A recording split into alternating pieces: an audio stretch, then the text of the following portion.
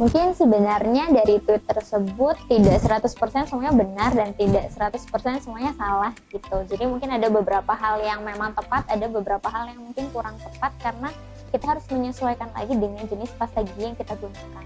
Nah, mungkin sebelum menjelaskan lebih detail lagi, kita harus tahu dulu sebenarnya fluoride itu apa sih.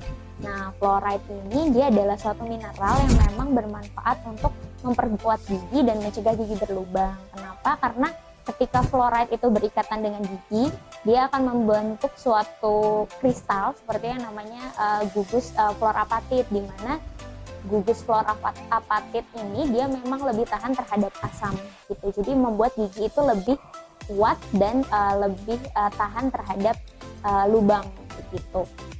Nah, untuk fluoride ini sebenarnya banyak bisa kita dapatkan dari beberapa sumber, misalkan dari air minum. Nah, tapi air minumnya pun khusus ya, air minum kemasan. Jadi kalau misalkan kita minum dari air yang kita masak sendiri, biasanya itu kandungan fluoride-nya sudah hilang karena proses pemanasan begitu. Nah, kemudian bisa juga dari pasta gigi yang kita gunakan. Nah, untuk fluoride ini memang di pasta gigi ini berfungsi untuk mencegah gigi berlubang. Tapi jumlahnya pun harus kita kontrol, karena kalau misalkan fluoride tertelan itu juga menimbulkan efek samping yang kurang baik bagi tubuh, jadi bisa menyebabkan gangguan pencernaan atau bahkan kerusakan pada saraf dan lain sebagainya.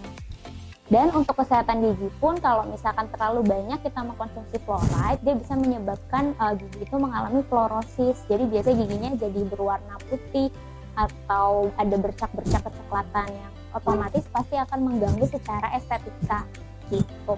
Nah, makanya kenapa sebenarnya kalau untuk penggunaan pasta gigi itu tetap sebaiknya dibuang begitu, tidak boleh ditelan. Kenapa? Karena takutnya ada fluoride yang masuk dalam jumlah yang terlalu banyak dan bisa menyebabkan efek-efek samping tersebut gitu. Selain itu, kalau misalkan fluoride-nya itu dia katanya kan tadi kalau misalkan nggak menempel di gigi jadi nggak ada efeknya seperti itu. Nah, sebenarnya ini berhubungan lagi dengan lama kita sikat gigi.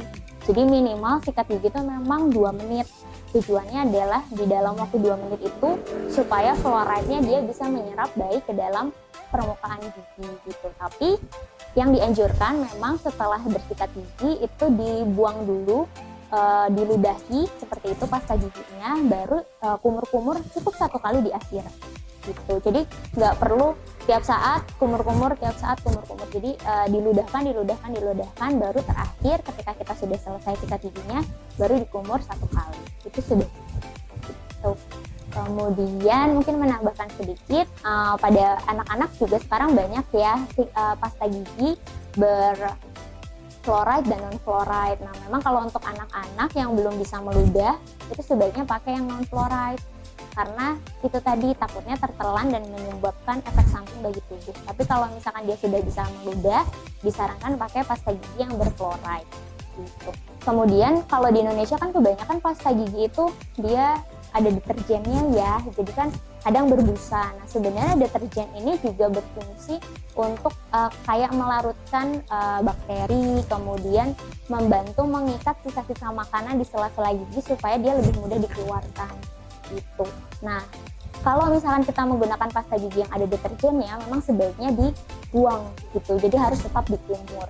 Tapi kalau misalkan kita menggunakan pasta gigi yang non deterjen, mungkin bisa lebih aman kalaupun tidak dikumur, hanya diludahkan saja. Jadi kesimpulannya dari tweet tadi tidak 100% benar, tidak 100% salah. Jadi kita harus menyesuaikan lagi dari pasta gigi yang kita gunakan, apakah dia mengandung deterjen atau tidak.